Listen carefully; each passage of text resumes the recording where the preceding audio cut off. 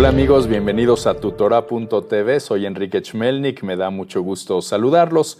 El 5 de junio de 1967 dio inicio la Guerra de los 6 días, uno de los episodios más importantes, más significativos en la historia del moderno Estado de Israel. La verdad es que se convirtió este evento en un parteaguas en la historia del Estado de Israel. Se puede pensar en Israel antes de la Guerra de los 6 días y después de esta guerra. Y para hablar del tema nos acompaña en esta ocasión la maestra Nina Medresh, quien estaba por aquellos años no solamente en Israel, sino incluso en el ejército del Estado de Israel.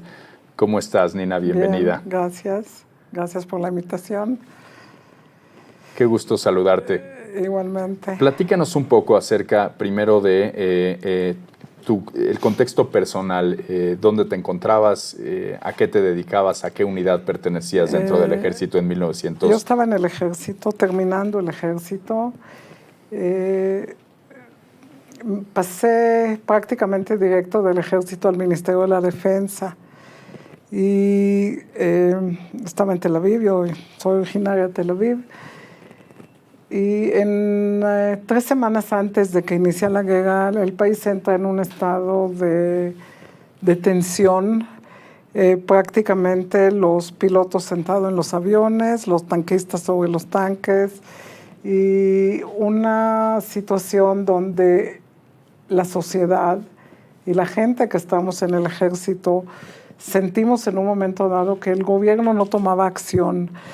Había provocación constante por parte de Nasser, que era el presidente de Egipto en aquel momento, un desfile militar muy provocativo, cerrando los estrechos de Tirán, y nosotros decíamos, bueno, estamos ya 3 semanas, la gente se va desgastando, después de tanta tensión, si no sucede nada, se van desgastando. En aquel entonces el primer ministro era Levi Eshkol, y tenía una expresión que se volvió como de chiste en un momento dado, que decía en hebreo, Apinkas patuach vayad shemet, la libreta está abierta y la mano está escribiendo, y decíamos, bueno, ¿cuándo va a decidir el día?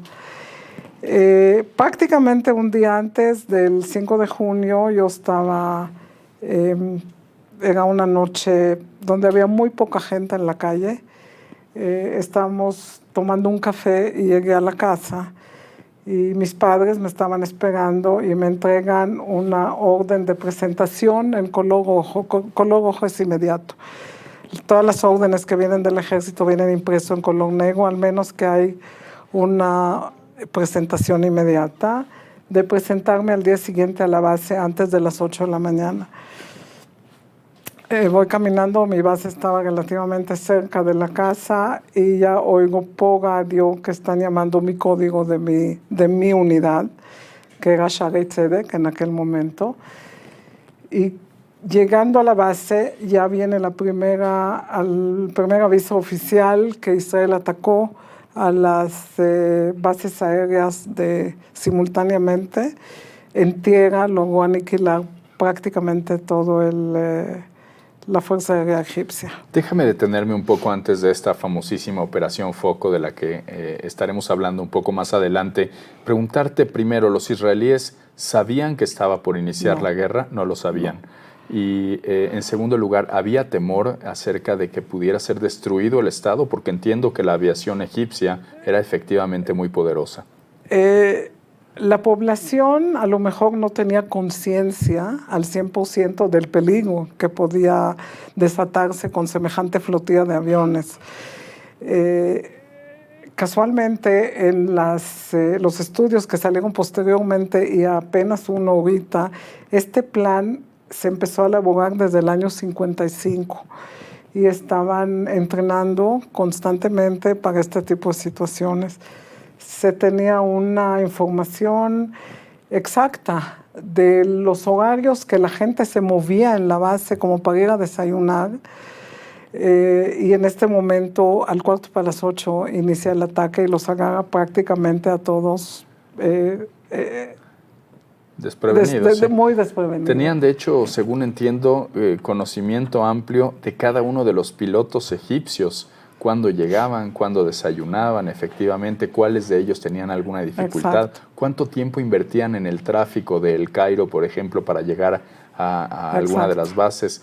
Tenían un conocimiento muy amplio y decidieron justo el minuto en el que debían atacar a los aviones en tierra. Había una leyenda que circulaba que nunca se comprobó, porque cuando hay una base militar, una base aérea militar, hay aviones reales y aviones dummy. Los aviones dummy son de cartón o de un material que no tiene ningún valor. Se había inventado, porque nunca fue comprobado, de que las bombas tenían una especie de imán, iban exactamente a los aviones que tenían el cuerpo de metal y no los otros quedaron intactos. Se dice que es milagroso que un país del tamaño del Estado de Israel, creado tan solo 19 años antes, haya podido vencer a los ejércitos regulares de 4 países en tan solo 6 días y ampliar de la forma en que lo hizo su territorio. Todo eso parece milagroso, pero por lo que nos estás diciendo me gustaría preguntarte, ¿dirías que la guerra duró 6 días o dirías que la guerra terminó en realidad en aquel primer día? La guerra se decidió en aquel primer día. La guerra no terminó este día porque sí hubo ataques aéreos por parte de Jordania. Hubo militares iraquíes, aviones iraquíes que estaban volando a través de Jordania, lograron llegar a echar unas cuantas bombas, y también de parte de Siria. Pero definitivamente la guerra se decidió en un día. De hecho, en unas horas. Ni siquiera fue la mañana del 5 de junio. En la mañana al cuarto para las 8. Correcto, esa Operación Foco es histórica realmente. Sí. Es la mejor operación aérea de la historia, no solamente del Estado de Israel, ¿no? Sí. Eran aviones que tenían además que volar bajo para no ser detectados por los radares, volver a Israel y atacar nuevamente. Estaban contando los pilotos que estaban entrenando. Tú conoces el mapa de Israel y sabes que mucho cielo no hay a dónde volar. Entonces, o estás en el mar o tienes muy poco espacio, ¿no? Ellos estaban entrenados a volar casi prácticamente arriba de las olas para no ser detectados por el radar. Ahora, los aviones vienen cargados con bombas, o sea, son pesados. Y estaban manifestando los pilotos que en un momento dado no saben si estaban flotando sobre el agua o realmente volando a cierta altura muy baja. Esa fue la... Correcto. Ahora, los egipcios dieron una información distinta. No había Twitter, no había Facebook, no había transmisión simultánea, y los egipcios informaron, Gamal Abdel Nasser, el gobierno se encargó de realizar una campaña de propaganda avisando que estaban destruyendo a esa hora Tel Aviv, lo cual impulsó también a otros países árabes a involucrarse, Jordania mismo, en esta conflagración. Quiero ahora escuchar tu lado de la historia. ¿Cómo lo escuchaste tú? ¿Qué escuchaste? ¿Cómo supiste que habían destruido esto? ¿Se celebró? ¿No se celebró? ¿Se entendió la dimensión de la operación o no? Te voy a decir mi historia personal. En el momento, porque no escuchamos eso nosotros, por supuesto, en el momento que nos concentraron en la base, que era en Tel Aviv, nos trasladaron a una base cerca de Jerusalén, y ahí concentraron diferentes fuerzas, diferentes militares. Para eso nos iban a mover de noche. Unos días antes, yo no sé si saben lo que es camuflajear un país, se cubrían todas las ventanas con cortinas oscuras para que la luz no refleje hacia arriba, que no haya visión de parte de los aviones, para poder lanzar las bombas sobre concentraciones de ciudadanos. Y los coches, los faros de los coches se pintan de un color azul oscuro y se le hace una raya nada más para que refleje una luz como hacia abajo y no hacia arriba. Y para entonces ya estaba todo listo, camuflajeado, ¿no? Esperando cualquier momento de la guerra. Nosotros nos movieron de esta base cerca de Jerusalén a Jerusalén, ya estaba anocheciendo. Personalmente, a mí me trasladaron inmediatamente al cuartel general de guerra y por supuesto nosotros teníamos la información correcta. Nunca hemos escuchado hasta después la versión de lo que estaban contando los egipcios. Nosotros nunca lo escuchamos en el momento. La versión que tenían era no solamente la destrucción de las bases, sino también de alguna manera una enorme victoria del Estado de Israel. Sí. ¿Lo celebraron en ese momento o no? No lo celebramos porque estábamos en plena guerra. El lugar donde nosotros nos encontrábamos, la base donde nos trasladaron a 7 pisos bajo tierra, no por refugio, sino por manejar y recibir las órdenes de las diferentes frentes alrededor de Jerusalén, porque es donde yo estaba. ¿En qué consistía tu unidad? Mi unidad en el servicio regular era investigaciones especiales. En la guerra nos pusieron a nosotros en el cuartel general de guerra, que era recibir las órdenes y darlas a la vez. O sea, es un cuarto enorme con una mesa gigante, con el mapa topográfico de la zona, y se van moviendo los tanques, los jeeps, los aviones, Como en una maqueta, Como digamos. en una maqueta. Así ¿Concretamente recuerdas alguna función que tú desempeñaste en aquellos momentos? En el momento que llegué, y toma en cuenta que tenía menos de 20 años porque terminé el ejército un poco antes, porque la escuela la acabé antes, y nos llamaron por teléfono y yo iba pasando, contesté yo el teléfono y me dice, ¿quién me contesta? Y pues mi impulso fue contestar mi nombre, ¿no? Bueno, me pusieron ni nombre, ni lugar, ni lo demás, ¿no? Ni lo demás.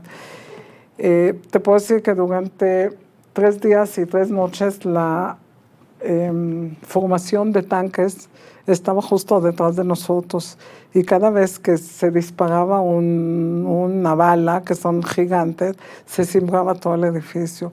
Yo recuerdo esta sensación de movimiento constante y el ruido, el ruido constante, el desprendimiento de las bombas. Estabas en Jerusalén. En Jerusalén. Y es la ciudad más importante, hay que decirlo, cuando se habla de la Guerra de los 6 días, porque fue el momento en que Israel recuperó justamente las zonas santas, las zonas, el Muro de los Lamentos, entre ellos, de la dominación jordana. ¿Tú recuerdas también esos momentos, el momento de la reunificación de la ciudad de Jerusalén? Sí. Después de 3 días, que ya estaba un poco seguro salir, porque seguían luchando. Toma en cuenta y conoces Jerusalén, la parte vieja en especial, es de calle a calle. No puedes meter tanque, no puedes meter ni un coche. En la mayoría de ellas son calles muy angostas y era de cuerpo a cuerpo. El combate era cuerpo a cuerpo. El combate era de cuerpo a cuerpo. Al tercer día fue un privilegio de habernos dado, limpiaron las minas, y esta imagen de las calles marcadas con un listón blanco, que quiere decir en el medio está libre, pero de los 2 lados hay minas. Y así nos trasladamos al cótel. Y mi primera impresión no era el cótel como lo ven ahorita, una plaza tan enorme. El cótel estaba donde está y como está, pero había un callejón, o sea, una pared que los encerraba. Y yo me acuerdo, nos quedamos viendo y no sabemos qué decirnos. Honestamente, no sabemos qué decir. ¿Estaba en manos de Israel? Ya estaba en manos de Israel al tercer día. ¿Podían acercarse al cótel? Sí, llegamos al cótel y nos quedamos como anonadados. Pero a mí se me vino un flashback en este momento de 6 años para atrás o 7, en una excursión de la escuela a Jerusalén, que era una excursión de las religiones. Fuimos a ver diferentes lugares. Y el maestro nos pagó en Abutú, que está a una orilla de Jerusalén, en una de las colinas, hay 7 alrededor, 7 colinas. Y nos dijo, miren, vean para allá, así a lo lejos, allá, derechito está el cótel. Y yo tenía 12 años, y me acuerdo, me volteé con él y dije, ¿algún día lo veremos? Y dijo él, claro que sí. Y en el momento que yo me sentí o me encontré parada frente al cótel, se me vino la respuesta de él, el claro que sí, tan seguro, se cumplió. Espérame un momento aquí, Nina, porque estás diciendo algo, no sé si alguna vez te has detenido a pensarlo. Tú te acercaste al cótel a unas horas de que los israelíes lo habían recuperado. A unas horas de que el pueblo judío recobró el dominio del área más sagrada que tenemos para nuestra religión. en miles de años, Sí. en 2000 años. Y fuiste una de las primeras personas en hacerlo. Según entiendo, Afortunadamente para mí. solo tenían unas horas, quizá un Al día. día siguiente, de que ya se podía circular un poco, Y estaba repleto de personas, había repleto de israelíes. pura gente del ejército. Correcto, No había civiles, absolutamente no. El acceso era muy peligroso. correcto. Entonces fuiste una de las primeras personas en acceder Sí. al Muro de los Lamentos, Sí. correcto. Continúa, ¿qué pasa a partir de ese De tercer día? ahí, el siguiente punto, que era una lucha terriblemente sangrienta y feroz, fue lo que es Givat HaTachmoshet, la colina del, no sé ni cómo se llama en español, la verdad, porque ahí estaba el ejército jordano atrincherado como bajo tierra, y también ahí la lucha era de cuerpo a cuerpo, hubo muchísimas pérdidas allá, muchísimas pérdidas. Pasamos por ahí y de ahí al colegio de los legioneros jordanos que dejaron las cosas tal cual. Yo tengo en la casa, la verdad no se me ocurrió ni traer ni fotos ni cosas, una cafía y una banda del ejército doblada, venían limpias todas, así como... ¿Del ejército jordano? Sí. Que recuperaste ahí mismo. Sí. O bueno, que tomaste ahí. Me tomé, sí, me lo tomé como lo tomaron ¿Te tocó todos. ver combates a ti? Me tocó ver una escena no agradable. Antes, mientras nos trasladaban, me tocó ver también un ataque aéreo. Sigo por orden de días más o menos. Claro. Mientras estábamos concentrados para subir a Jerusalén, habían capturado 3 soldados de Sudán. ¿Qué hacía Sudán en la guerra con Israel? No sé qué se le perdió, pero también entraron.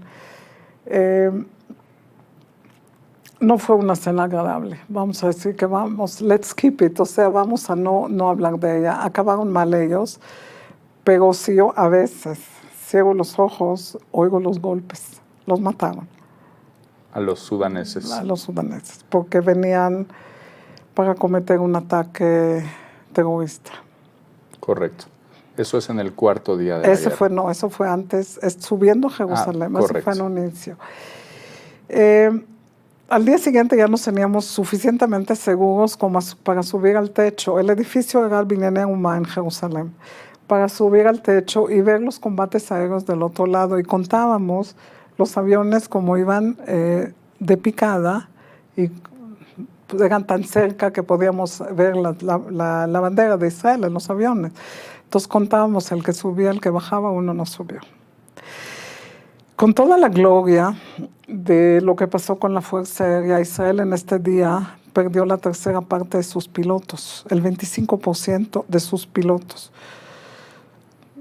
Muy glorioso, con un precio muy alto. Muy elevado, correcto. Y cayeron prisioneros también, 2 pilotos en Egipto y 2 del lado de Siria. ¿Fueron recuperados los pilotos? Fueron recuperados. Correcto. Fueron recuperados. Correcto. Continuando un poco más adelante hacia la guerra. Continuando más adelante, pues yo creo que ya llega el viernes. Y el viernes en Kikar Zion, en Jerusalén, que es redondo completamente, los tanques regresan y se ponen como un abanico, así como en un círculo completo. Y nosotros vamos a buscar a los amigos. Y ahí empieza el conteo triste. Los que llegan y los que no llegan, los que están heridos, a dónde están heridos, y es la parte no tan alegre de la experiencia. ¿Recuerdas a alguien concretamente a quien ya no viste? Sí, claro, por supuesto. ¿Algún amigo? Amigos míos de la clase, de la generación. Recuerdo un incidente que acabó muy bien de alguien de mis amigos, mis compañeros, que dijeron que se había matado, y lo veo caminando entre los tanques, casi me desmayé. O sea, me dice, ¿por qué me ves así? Le digo, me dijeron que no vivías ya. Pues estaba entero, estaba bien. Correcto. ¿Cómo viviste el final de la guerra de los 6 días, Nina? El final de la guerra,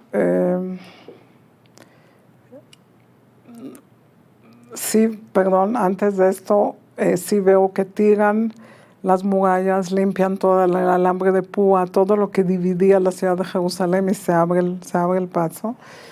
Terminando la guerra, regreso a la casa por 2 días. y me vuelvo a ir al ejército. ¿Celebraba el país? El país estaba en euforia absoluta, en una euforia que la sociedad hoy está pagando un precio por ello. Se nos olvidó el proceso de luto en un momento dado, como que no había espacio a procesar el luto y la gente sí se enloqueció, todos nos enloquecimos. ¿Se sabe cuántas personas perdieron la vida del lado israelí? 774 en la guerra de los 6 días. Correcto. Más 2.000 y cacho de heridos, 2.400 si no me equivoco. Bastante menos sin duda que en otras guerras como la de Independencia o la del Yom Kippur, ¿no es así? Sí. Fue una guerra muy victoriosa de cualquier manera. Sí. Te quiero preguntar algo, Sí. Nina. ¿Qué salió mal en la guerra de los 6 días? Te lo pregunto porque hoy en día, a la luz de todos los análisis que se hacen, parece haber sido el mejor evento que le sucedió a Israel en su historia, pero desde otra perspectiva también el peor evento que le sucedió. ¿Qué pasó en la guerra de los 6 días? ¿Qué falló ahí?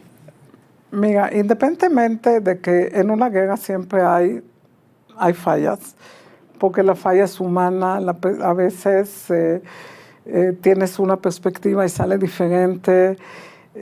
Yo creo que el exceso de soberbia es lo que salió mal.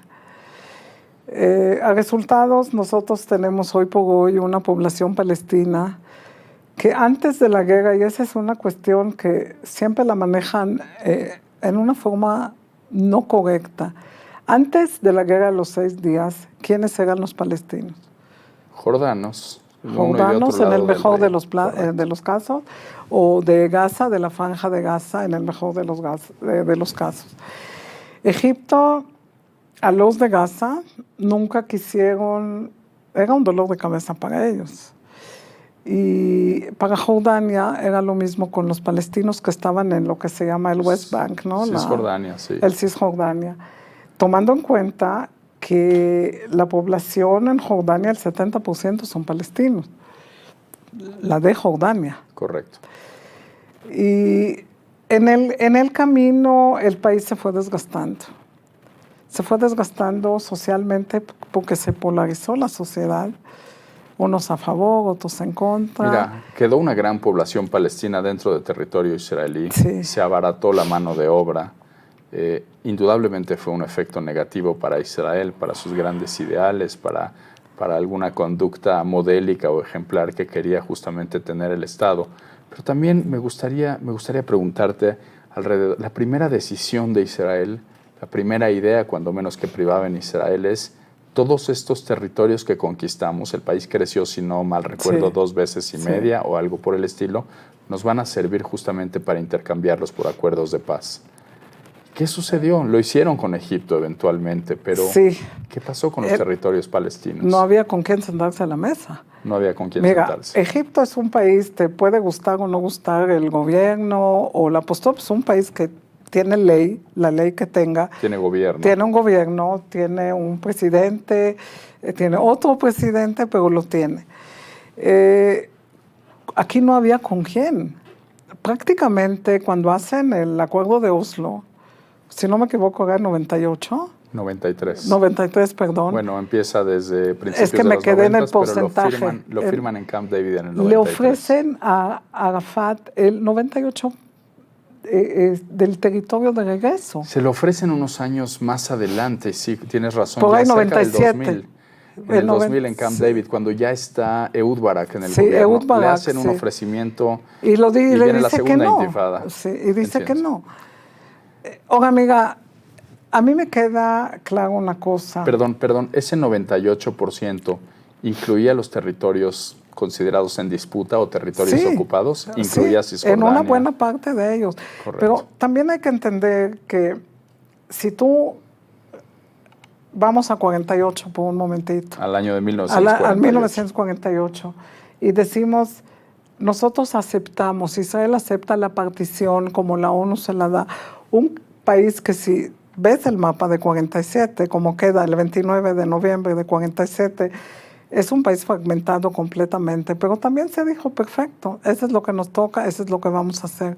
¿Qué sucede al día siguiente en 48, de la declaración de independencia? 7 países árabes atacan a Israel. La guerra de la independencia dura prácticamente un año, no todo el tiempo. La misma Jerusalén queda cercada y aislada varias veces durante esta guerra. Y Israel, después de 67, dice, yo necesito ciertas garantías como territorio. Porque si tú tomas Tulkarem, que es parte del triángulo de Nablus, Nablus, Tulkarem, ahorita te digo el tercero, es Jenin, que es el triángulo, ¿no? Jenin, el nido de los, de Jenin, algunos famosos célebres terroristas, lamentablemente. Sí. De Tulkarem a Netanya son 14 kilómetros. No necesitas un avión. Con un coche bastante veloz puedes llevarte todo el equipo de destrucción que te gusta. Lo mismo pasó con las colinas del Golán. Necesitas ese es otro punto, que ahí llegué de regreso, cuando ya acaba la guerra, vamos a las colinas del Golán, a una escuela, y te das cuenta de lo que les enseñan. Un judío muerto más 5 judíos muertos son 6 judíos muertos. Esos son los cuadernos de matemática vistos por mis ojos. Y cuando te miras de allá para abajo y ves todo el Kinneret, el lago del Kinneret, todo el valle, lo ves como un mantel. Y te das cuenta que una piedrita de arriba, y es lo que estaban haciendo. La gente salía de los kibutzim alrededor a trabajar en tractores blindados. Déjame preguntártelo así, Nina, entiendo lo que dices. Conozco esta narrativa además porque entre los judíos nos las hemos repetido y repetido, creo que desde el 48, y coincido con ello. Coincido que históricamente no fue justo que no aceptaran la partición y que no fue justo que Israel desde la posición vencedora regresara una y otra vez territorios, no obtuviera paz. Te quiero preguntar, ¿ha hecho Israel todo lo que está en sus manos? Todo, absolutamente lo que está en sus manos para finalizar el conflicto? No. No lo ha hecho, correcto. ¿Qué le ha faltado a Israel? Me gustaría conocer tu punto. Le ha faltado tener con quién sentarse a la mesa. Pero eso no es culpa de Israel. Esa no es culpa de Israel. Mira, Israel, te voy a dar un ejemplo a tu pregunta. Israel se retiró de la Franja de Gaza en 2010. Sabemos lo que pasó después. Ya sabemos lo que pasó después. Unilateralmente, además. No pidieron ni una sola condición, solitos salieron. Y de ahí lo atacan ahora. Yo te voy a decir mi opinión personal, sin entrar en política ni en posturas políticas. Me queda claro que no nos quieren allá. Lo que se haga, esa es mi postura. Le den Tel Aviv y Dizengoff incluyendo, no va a estar bien tampoco. Al gobierno, porque si tú nos dejas de persona a persona, hace mucho que ya habíamos tenido paz. Yo he tenido infinidad de pláticas con palestinos, allá y acá en México. Hace poco leía yo, justamente a propósito de estos 50 años de la Guerra de los 6 días, un artículo que concluía diciendo que la victoria de la Guerra de los 6 días no va a consumarse hasta que los palestinos puedan fundar su Estado. Lo pensé bastante, me pareció una hipótesis muy interesante, que en verdad la gran victoria de Israel no es solamente ganar una guerra como la de los 6 días, es justamente que esa guerra les permita alcanzar el propósito final, que es un estado de paz, donde vivan, creo yo, 2 países, 2 estados para 2 pueblos. ¿Coincidirías con esta idea? ¿Coincidirías con que la victoria finalmente sería el establecimiento de un estado? ¿Coincides con esta idea? Sí. Te pregunto entonces, ¿por qué se están construyendo más casas en estos territorios? ¿Por qué se están construyendo más colonias? ¿Por qué se está ocupando cada vez más ese territorio que yo personalmente no considero territorio ocupado, supongo que tú tampoco, sino un territorio en disputa, pero que es un territorio que eventualmente serviría para alcanzar un acuerdo con los palestinos y terminar este conflicto? Tú sabes que cuando se pactó la paz con Egipto, a pesar de los asentamientos que había en el norte del Sinai, se regresó absolutamente todo. En este caso, yo quiero creer que si se va a llegar realmente a un acuerdo de paz, donde va a haber respeto, se va a poder convivir y vivir en paz uno con el otro, se va a regresar esto también. ¿Se va a desmantelar? Pues ve lo que se desmanteló en el norte de Sinai. Ve lo que se desmanteló en Gaza y todos los problemas, casi una pequeña guerra civil en Israel. ¿Van a ser capaces de desmantelar territorios que están colonizándose cada vez más? Sería una pregunta genuina. No tengo ahorita conmigo porque honestamente no sabía ni lo que me ibas a preguntar, pero eso es lo de menos. ¿Conoces bien la división de los territorios y cómo está? ¿Cuál es la A, la B, la C? No, en realidad. Es que hay que ver el mapa para entender lo que se está construyendo. Y no es que estoy a favor, pero hay hechos reales. No, es un 7% de los disque territorios ocupados. Correcto. O sea, cuando hablan que se está construyendo, hazte cuenta que están tapizando todo. No, es un 7% de los territorios ocupados. Hay esperanza de que se puedan desmantelar. Unos se van a poder desmantelar, otros van a llegar en otro acuerdo, pero sí, definitivamente no es construir ciudades completas. ¿Tú ves en el futuro de Israel efectivamente un estado de paz? Quisiera ver. Es que mira, Israel está en una zona donde nadie está en paz alrededor. Independiente, si nosotros vemos el Medio Oriente, lo que está pasando, ni uno está bien, ni uno está en paz, en todos hay. Israel está en un lugar muy sensible. Yo siempre dije, si Israel hubiera sido Trinidad Tobago, hace mucho que hubiéramos tenido paz. Ahí hay intereses religiosos, económicos, políticos. A mí me queda claro que Abu Mazen, en un momento dado, él temería por su vida, teme por su vida. Si él dice, ok, Jerusalén es la capital de Israel, al día no sale de donde está y lo matan. Entonces no lo puede decir por su propia seguridad.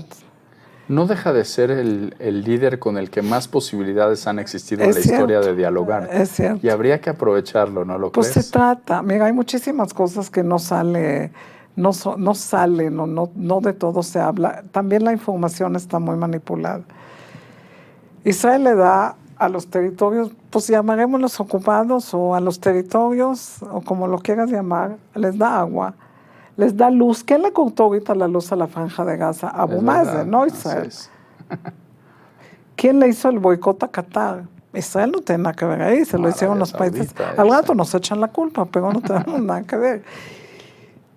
Puede haber paz cuando el gobierno, ambos, vamos a decir ambas partes, vamos a ser benévolos, quieran más a su pueblo de que a sí mismo a sus intereses. Entiendo. Vamos a detener un poco el tema de la polémica que hay alrededor de los territorios que surge justamente de la Guerra de los 6 días y de todos los análisis que pueden hacerse a 50 años del conflicto. Quiero escucharte otra vez en lo personal. ¿Qué representa para ti o qué representó para ti la Guerra de los 6 días todos estos años? Te quiero decir que yo durante 50 años no hablé, nunca. Mis hijos siempre me decían, porque algo oía en la calle, escribe, deja algo. No pude. En una ocasión, dando clase en la escuela, se me vino toda la guerra como en fotobanda y fue la única vez. No se ha podido, no lo he podido repetir. ¿Qué representó para mí? Sentirme muy privilegiada y muy agradecida con Dios, no nada más por la casa que me tocó, mis padres, los estudios, mi familia, mis hijos, mis nietos, mi esposo, todos los otros logros. Tener el privilegio de estar en el cótel a unas cuantas horas, tener el privilegio de ir a Hebrón, a las tumbas de nuestros patriarcas, prácticamente podía agarrar el Tanaj y hacer el recorrido en muchos lugares. Por eso cuando alguien dice que no nos pertenece, yo tuve esta plática con un palestino, muy buena plática. Le dije, ¿tú quieres que yo te reconozca a ti y unos contratos que tus abuelos tienen de unos plantíos de aceitunas? Tienes razón, él está reclamando un territorio abajo del Hospital Adasa, pero yo tengo un contrato con esta tierra traducido a todos los idiomas, milenario. Es la Biblia. Claro. Me dice, eso fue hace mucho. Le digo, lo tuyo también. Yo no había nacido cuando tu abuelo o bisabuelo, quien haya sido, ¿no? Mira, si se puede separar sentimientos religiosos a un lado, se puede separar al otro lado el sentimiento político, se puede llegar a algo, pero no se puede. Correcto. No se puede. Nosotros no se puede. Hay una frase que le atribuyen al primer ministro de Israel, a David Ben Gurión, que decía que el que vive en Israel y no cree en los milagros no es realista. La prueba fehaciente de ello es la guerra de los 6 días. Fue milagrosa. Fue milagrosa. 6 días nada más y un pequeño estado recién fundado venció a los ejércitos regulares de 5 países sin armas. La verdad, con una destreza, con una brillantez, y para los que somos creyentes, aunque sea medianamente, con la mano de Dios. No, yo sí soy muy creyente, no medianamente muy. Pero quería comentar dejarte como el siguiente pensamiento. Hay un poeta israelí, se llama Haim Guri. Haim Guri es del Palmar y él peleó en todas las guerras. Y él escribió un poema que se llama La herencia, Yerusha. Y habla del sacrificio de Isaac, pero habla de la parte como ya cuando Abraham levanta los ojos y ve el carnero, y entonces se salva él de ser sacrificado, de la queda. Y él termina este poema con un renglón diciendo así: la angustia que pasó Isaac en un momento dado, esta hora se la heredó a sus descendientes, pero ellos quedaron con un cuchillo clavado en el corazón para siempre. En la entrevista le preguntan a él a qué te referías, dice, no les voy a decir. Cada quien que lo interpreta como quiere. Pues, Nina, te agradezco mucho, de verdad. Muy interesante escucharlo. La verdad, no había tenido yo oportunidad de platicar a alguien que lo hubiera vivido tan de cerca. Pues, la verdad es curioso, es una peculiaridad que haya tocado no solamente estar en Israel, pero estar en el ejército, estar en Jerusalén, visitar el Cótel a un día de que fuera recuperado, de que fuera liberado, es correcto, por el ejército de Israel. Muy interesante esta conversación contigo. Te agradezco mucho, de verdad. Te agradezco mucho. Ha sido un gran placer. La maestra Nina Medresh, y muchas gracias a usted, como siempre, por habernos escuchado, acompañado en esta emisión de tutorá.tv. Soy Enrique Chmelnik. Hasta la vista.